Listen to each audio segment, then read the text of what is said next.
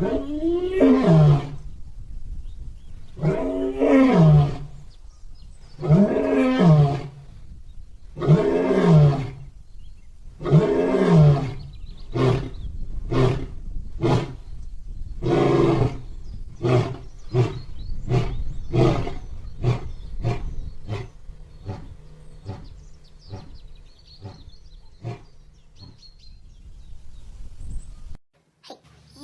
Monsieur, I love you. You superpower. And that you. Not unique. Beautiful. Be Phyllis. Be you. Allez. Tous, nouvelle vidéo sur cette chaîne pour mieux comprendre le nouvel ordre mondial. Également pour comprendre aussi la dualité du satanisme. Une vidéo qui fait suite à celle que j'ai faite sur cette chaîne concernant si les nazis avaient vraiment perdu la guerre et si nous ne vivrions pas sous le 4e Reich. Alors il faut savoir que le nouvel ordre mondial, ce n'est pas une idéologie récente, hein. Il y a des ouvrages qu'on trouve dans la haute franc-maçonnerie, donc disponibles seulement à des très hauts initiés, des ouvrages qui ont été écrits entre le XVIIe et XVIIIe siècle, qui parlent du nouvel ordre mondial et également du plan qui était établi par une poignée de personnes pour contrôler le monde. Il faut savoir que la franc-maçonnerie, alors peut-être pas telle que vous la connaissez dans des petites loges, mais il faut savoir qu'il existe des très hautes maçonneries, et on y reviendra un petit peu plus tard, contrôle le monde, mais le monde entier. La franc-maçonnerie n'existe pas que depuis 200 ou 300 ans, comme on pourrait le croire, mais elle a été créée à l'époque de l'ère égyptienne. Et les écrits du plan mondialiste, qui ont été écrits au XVIIe et XVIIIe siècle, eh bien, ont été écrits à la période de la Renaissance, et qui, on pourrait supposer, la renaissance de la franc-maçonnerie, qui a, je vous le rappelle, notamment fomenté la Révolution française en 1789. Alors, le monde a complètement changé à la fin de la Deuxième Guerre mondiale. Je vous rappelle que Hitler avait été quand même financé par des fonds américains, des fonds anglais et d'autres fonds, par l'intermédiaire d'une banque suisse, le Crédit Suisse. La Suisse qui était neutre au niveau de la guerre, mais qui a eu son importance dans la montée et l'aide financière apportée à Hitler, et aussi pour faire aussi du commerce mondial, pour permettre d'avoir les fonds pour mener cette guerre.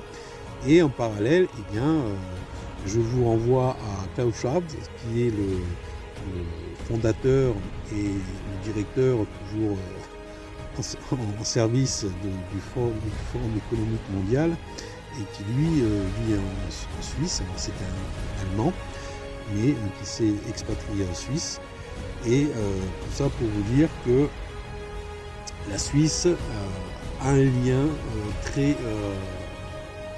très occulte sur la mondialisation. Alors, ce qui a changé à la fin de la Deuxième Guerre mondiale, c'est notamment la création de l'ONU. Alors, on peut noter que lors de la création de l'ONU, des pays comme la Russie, la Chine, entre autres, bien sûr les Américains, la France et d'autres pays, donc ont ratifié pour appartenir à cette organisation des Nations Unies. Et de ces organisations des Nations Unies, en fait, il y a 17 ONG, organisations non gouvernementales. On y retrouve entre autres le FMI, le Fonds monétaire international. On y retrouve la Banque mondiale. Donc ça veut dire quoi? Eh bien, c'est la possibilité pour les mondialistes de tisser leur toile financière dans le monde pour contrôler les États financièrement. Vous avez après d'autres organismes comme l'UNICEF et l'UNESCO. Et là, je ne reviendrai pas sur les scandales de ces organismes sur les réseaux pédocriminels. Hein, renseignez-vous, vous verrez ce qu'est vraiment l'UNICEF. Et vous avez d'autres branches qui appartiennent à l'ONU, comme les branches industrielles, culturelles, de l'agriculture également, de la météorologie. Enfin, vous voyez, ça comporte plusieurs structures qui touchent un petit peu tous les domaines, et surtout, celui que j'allais oublier mais qui a son importance, qu'on connaît mieux depuis 2 ans, c'est l'OMS, l'Organisation mondiale de la santé. Eh bien, regardez l'OMS, l'importance de l'OMS dans la gestion de la pandémie que nous avons connue.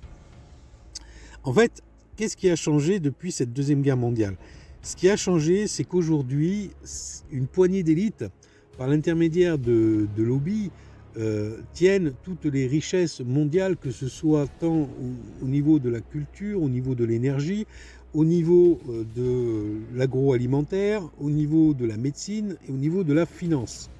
Donc c'est une toile qui s'est tissée petit à petit, par l'intermédiaire bien sûr des réseaux maçonniques, mais pas que, par l'intermédiaire également de l'ONU qui est entre autres, on ne va pas faire cette vidéo uniquement sur l'ONU, mais l'ONU, sachez qu'elle a énormément servi à déstabiliser certaines régions, certains pays d'Afrique, comme le Congo par exemple, pour ses richesses en cobalt, et d'autres pays, pour s'approprier les richesses, donc mettre en poste des dirigeants qui sont bien sûr du côté des mondialistes et pas forcément du côté du peuple africain. C'est pour ça qu'on parle d'un continent qui est où on pille les richesses de ce continent, et les dirigeants de la plupart des pays africains, ce sont entre guillemets des collaborateurs des mondialistes qui ne vont pas dans le sens des populations africaines. Il y a eu très vite, après la création de l'ONU, où on retrouvait donc la Russie et la Chine entre autres, la guerre froide qui a éclaté en 1947, et ce qui a mené en 1949 la création de l'OTAN. Donc l'OTAN, tout le monde sait ce que c'est. Et 6 ans plus tard, en 1955, il y a eu la création du pacte Varsovie, donc c'est l'alliance militaire de l'Est, face à l'alliance militaire de l'Ouest, de l'Occident. Alors on pourrait se poser la question, pourquoi à cette époque-là, les membres du pacte de Varsovie n'ont-ils pas quitté l'ONU? On pourrait se poser la question. En fait, ce qui se passe, c'est que cette guerre froide, cette opposition entre deux grandes puissances qui ont émergé après donc la fin de la Deuxième Guerre mondiale et qui étaient pratiquement intouchables par rapport aux autres pays du monde, et notamment par la possession de la bombe atomique qui a fait peur à tout le monde. Alors, la bombe atomique, on va y revenir un petit peu là-dessus. Vous avez Hiroshima et Nagasaki qui auraient été dévastés par une bombe atomique. De plus en plus aujourd'hui de scientifiques s'interrogent sur vraiment la réalité de ce fait, et en fait il ressort, certains scientifiques nous affirment qu'en fait la bombe atomique a eu des dégâts très locaux, on va dire locaux, mais qu'en fait la dévastation de ces deux villes serait plutôt due à des bombardements massifs, chimiques et napalm. Et c'est ça qui aurait notamment détruit ces villes, et non pas l'arme atomique.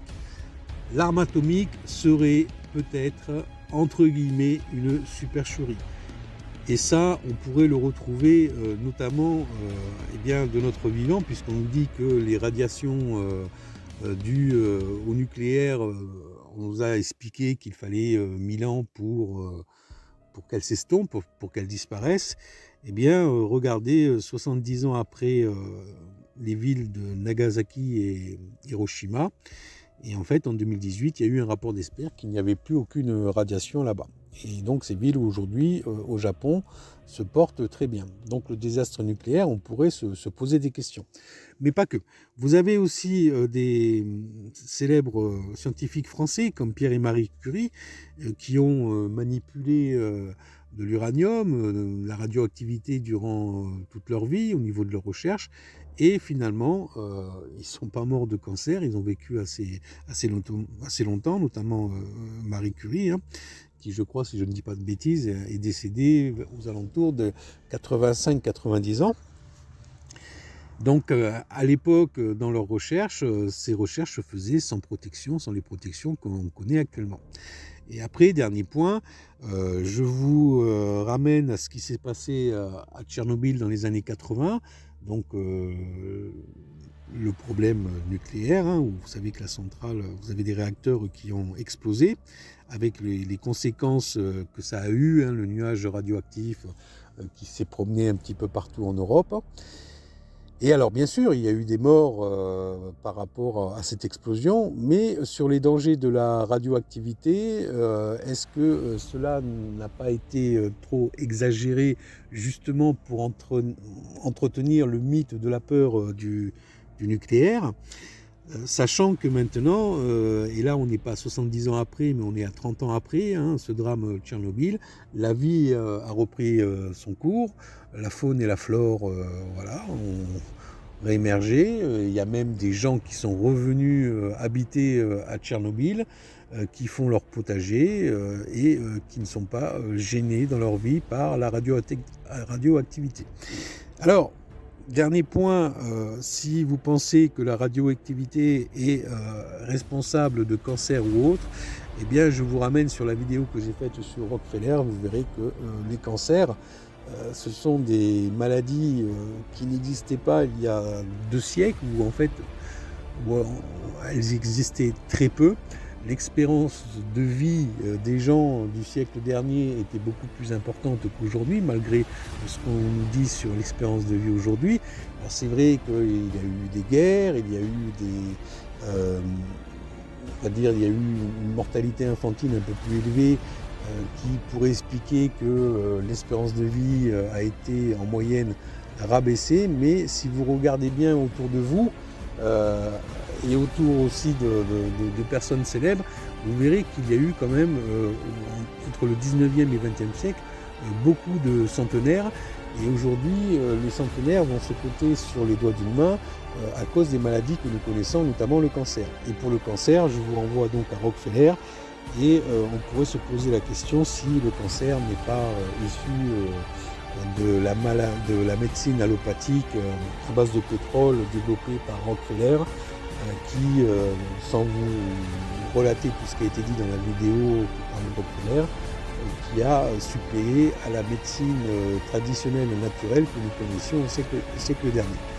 Donc le cancer, c'est simplement une conséquence des médicaments entre guillemets chimiques qu'on nous donne pour nous soigner. Mais ça, c'est une interprétation que j'ai. Chacun fera ses propres recherches pour découvrir la vérité.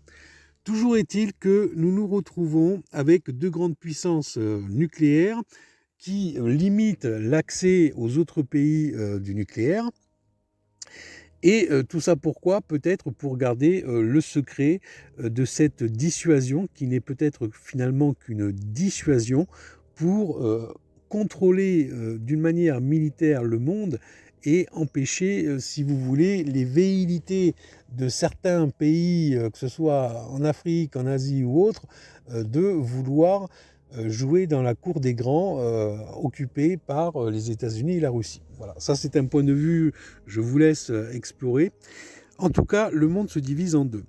Et on voit très vite que cette guerre froide, en fait, elle n'est axée que sur de la menace, sur de la supercherie.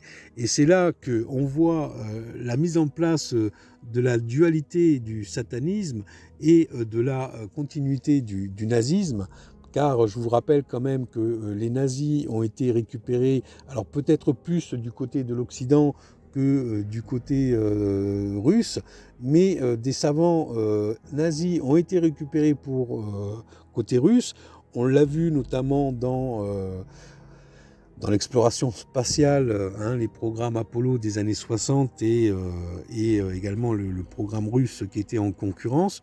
Une fausse concurrence, car on se demande si ces 2 grandes puissances n'étaient n'ont-elles pas finalement de mèche lorsqu'elles ont découvert la réalité, comme quoi il était peut-être impossible de quitter l'orbite basse de la Terre, et plutôt que de dévoiler ces secrets, et sans parler aussi des secrets concernant la forme et la réalité de notre monde, plutôt que de dévoiler ces secrets, eh bien, ils auraient décidé d'avoir une certaine connivence pour garder ce secret et faire croire à une lutte de la conquête spatiale où chacun a fait des avancées, dans le mensonge, des avancées assez conséquents, et qui ont endormi en fait toute la population dans ce domaine.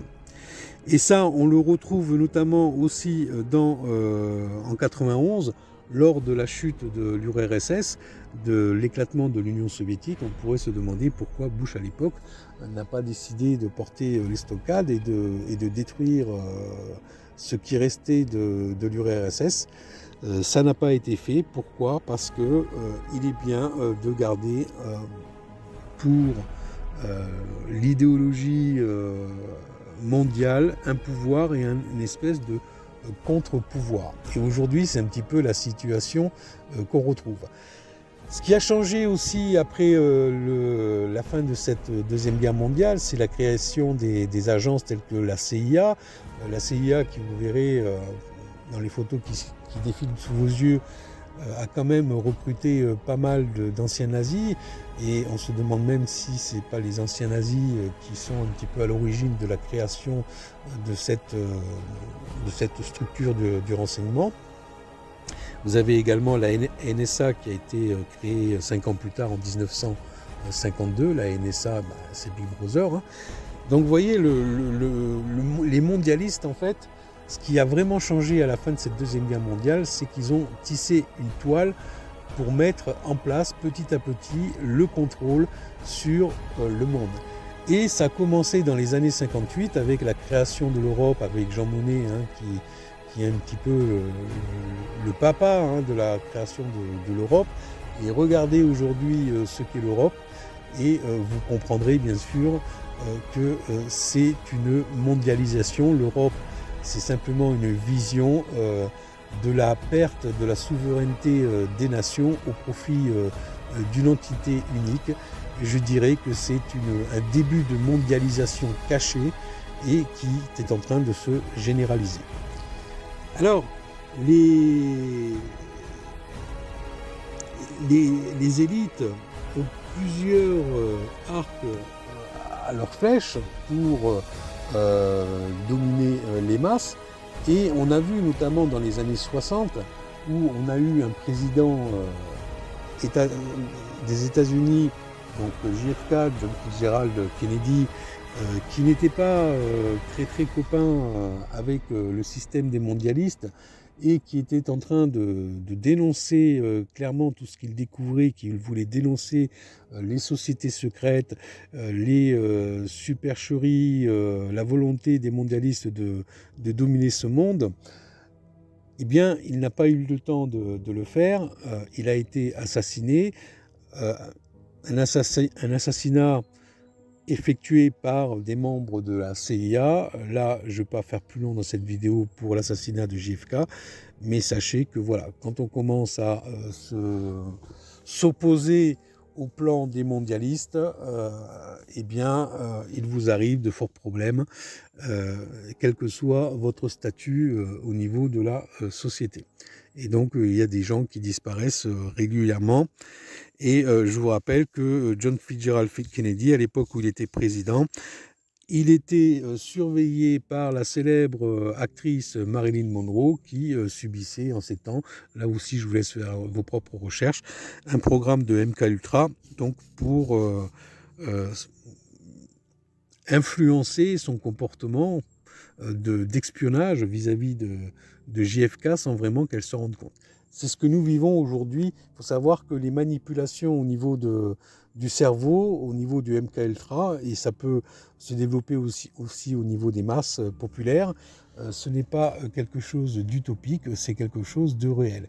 Toujours est-il qu'aujourd'hui, nous sommes à l'aube d'un changement, de révolution industrielle. Au Forum économique de Davos, forum qui a été créé, je vous rappelle, en 1971 par Klaus Schwab, on parle de 4e révolution industrielle qui concerne l'avènement de l'IA, l'intelligence artificielle. Et c'est cette intelligence artificielle, entre autres, qui va permettre, d'une part, de pouvoir contrôler les masses populaires. Ça, on le voit avec le système du crédit social en Chine. C'est une mondialisation, c'est un nouvel ordre mondial, ce qui se passe en Chine, alors qu'il n'est pas encore à toute sa grande splendeur, mais ça existe, c'est en place en tout cas, tout est sous contrôle au niveau des dirigeants chinois, et très peu d'habitants peuvent échapper à ce type de contrôle. C'est en train de se développer également en Russie. Donc la Russie, pour ceux qui défendent la Russie, puisque en ce moment nous sommes un petit peu partagés en deux, entre certains qui sont pro-ukrainiens et d'autres qui sont pro-russes, eh bien regardez la Russie développe actuellement d'une manière active les paiements à reconnaissance faciale. Ils sont en train tout simplement d'emboîter le pas à la Chine. Je vous rappelle que ce qui différencie le nouvel ordre mondial vu par les Russes, enfin vu par les BRICS ou vu par le bloc de l'Est et des Occidents, c'est simplement que la cabale veut un nouvel ordre mondial unipolaire, donc avec un seul gouvernement, une seule langue, une seule monnaie, une seule religion, le New Age, alors que les Russes, eux, défendent un nouvel ordre mondial tout en gardant l'État-nation. Donc ils ne sont pas vraiment d'accord, c'est vrai, concrètement sur la manière de mettre en place ce nouvel ordre mondial, mais sachez tout de même que les loups ne se mangent pas entre eux, et quelle que soit l'idéologie qui va l'emporter sur le terrain, chacun se reliera à la cause de l'autre pour continuer d'exercer cette mondialisation. Il est important de savoir ce qui se passe aujourd'hui depuis 2020. C'est un plan qui est écrit. La pandémie, ce n'est pas quelque chose d'hasardeux qui est arrivé, ça a été voulu, sauf que peut-être il n'y a pas eu... elle n'a pas peut-être tué autant de gens qu'il le voudrait, ce qui explique après qu'on est passé sur une phase vaccinale et sur une phase aussi de passe. Ces phases de passe précèdent celles qu'on va connaître maintenant aujourd'hui, les passes énergétiques, qui n'ont que pour but, et ça on le retrouve dans le plan énoncé par Davos, c'est de détruire toutes les PMI, tous les artisans, de manière à avoir un contrôle pratiquement total sur l'économie mondiale. Et vous pouvez remarquer, et ça c'est actuel, que l'énergie, il y a encore quelques mois, qui était à un prix abordable, et bien à cause d'une guerre ukrainienne-russe qui est à bon dos et qui est comme une providence, et d'ailleurs j'ouvre une petite parenthèse, on peut se poser la question pourquoi les Russes n'ont pas réglé ce problème au Donbass il y a 8-9 ans, puisque ce n'est pas d'aujourd'hui que ce problème ukrainien existe, et qu'ils décident d'intervenir eh bien, juste, on va dire, post-après Covid. On pourrait se poser la question s'il n'y a pas une espèce de... pas un consensus international pour avancer les pièces du plan. En tout cas, toujours est-il que les Américains continuent d'acheter du gaz russe. D'autres pays, ainsi que les Chinois et l'Inde, achètent du gaz russe. Et comme par hasard, on peut nous le revendre, nous, aux pays européens, mais à 10 fois son prix. On se demande tout ça si ce n'est pas une véritable mascarade pour créer, on va dire, une crise énergétique qui n'a pas lieu d'exister, mais cette crise énergétique risque de nous entraîner dans un chaos, dans des guerres civiles qui risque de ravager un petit peu le monde entier, puisque ça ne touche pas que l'Europe, ça touche le monde entier. Et si ce n'est pas vraiment une étape supplémentaire vers un nouvel ordre mondial qui va permettre donc à cette poignée d'élite de tisser encore plus sa toile et de contrôler le monde. Sachez que le monde, il est contrôlé financièrement, et ça je le rappelle pour ceux qui l'auraient oublié, en France on a connu en 73 la loi Rothschild, la loi qui empêche la France d'emprunter, enfin l'État français d'emprunter de l'argent à sa banque centrale, à sa banque de France, et donc de le faire à des fonds privés. C'est là que la Banque mondiale et le FMI intervient sur le poids de décision. Sachez que la plupart des pays mondiaux dans le monde sont endettés, donc ils sont tenus par cette dette. Donc c'est aussi une manière d'avoir la main mise sur ces pays-là. Donc il y a des pays qui en échappent comme l'Iran, la Syrie, qui ne sont pas, on va dire, impliqués dans cette dette économique et qui n'ont pas de banque de Rothschild ou autre dans leur territoire, donc ils sont un petit peu en dehors du système. C'est ce qui en fait un petit peu les ennemis des mondialistes. Mais sachez que la Russie et les Américains, on peut se demander quel jeu ils jouent, car, et c'est là que je vais terminer cette vidéo, sachez que dans la franc-maçonnerie, il existe ce qu'on appelle des supraloges internationales, et vous allez voir sur les photos qui défilent sur votre écran, déjà Poutine, il est copain aussi avec le Vatican, il est copain aussi avec Davos, même si depuis l'invasion ukrainienne, on voit moins Davos, mais là il faut rester logique, il faut rester pertinent avec ses actions. Si on continue à le voir à Davos, ça n'irait pas avec la propagande qui existe actuellement contre lui. Mais en tout cas, il y a des 36 super loges maçonniques internationales qui existent, et Poutine fait partie aussi de ces loges, et comme Xi Jinping, donc tous les dirigeants appartiennent à ces supraloges maçonniques. Il y en aura 36 au total, et entre autres ces loges contrôlent pas mal de sociétés secrètes comme les Bilderberg, comme les trilatérales, et j'en passe. Et donc elles ont un poids au niveau de l'établissement du plan des mondialistes qui n'est pas négligeable. Et tout ce petit monde qu'on vous oppose aujourd'hui dans les médias et à la télévision, ou même au niveau de la situation géopolitique du monde entier, sachez que c'est une supercherie. Les loups ne se mangent pas entre eux, ils vont tous dans le même sens. Il faut un pouvoir et un contre-pouvoir, c'est la dualité du satanisme, c'est-à-dire que quand il y en a un qui fait un petit peu défaut à la popularité, et actuellement l'Occident, on va dire, par rapport aux affaires de pédocriminalité qui a été révélée dans la presse internationale et parmi les chercheurs de vérité, eh bien c'est vrai que ce camp mondialiste est actuellement, on va dire, un petit peu impopulaire. Et donc, qu'est-ce qui se passe? Eh bien, on a tendance, humainement, d'une manière incontrôlée, de se rabattre sur l'autre camp qui va dans le même sens, alors qu'on croit que ce camp pourrait être le sauveur de la Kabbale. Alors que, si on y regarde bien, eh bien, ils vont dans la même direction que ceux de l'Occident. Et c'est pour ça qu'il faut garder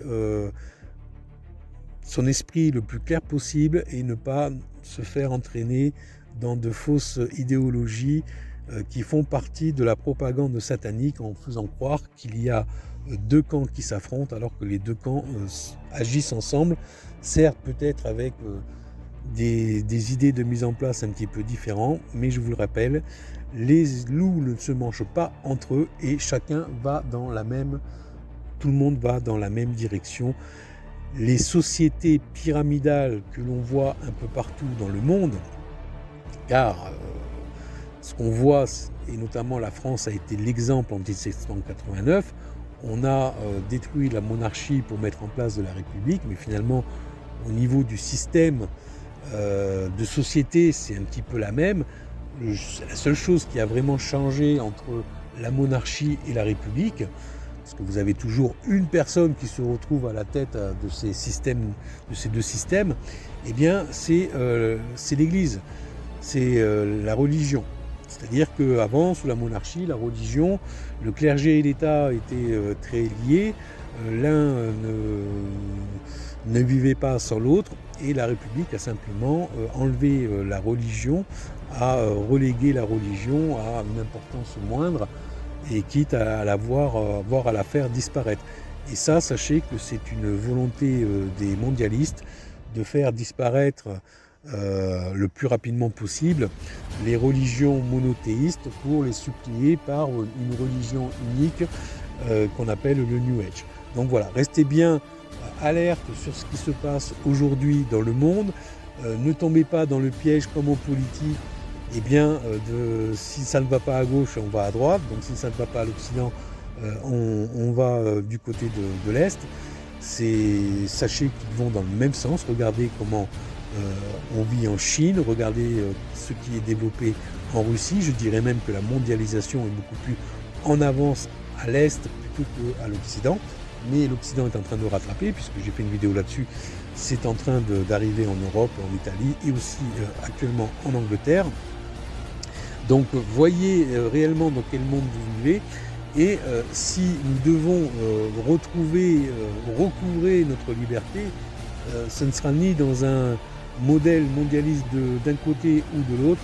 Il faut simplement, et ça c'est ce que je pense, supprimer, si vous voulez, ces sociétés pyramidales et mettre à la place d'un chef d'État un système de conseil, un conseil qui serait aussi accessible au peuple. Parce qu'aujourd'hui, vous voyez bien que dans tous les pays du monde, le peuple n'a pas accès au pouvoir. Mais alors, pas du tout. Voilà. Je vous remercie de m'avoir écouté et je vous dis à bientôt pour une prochaine vidéo.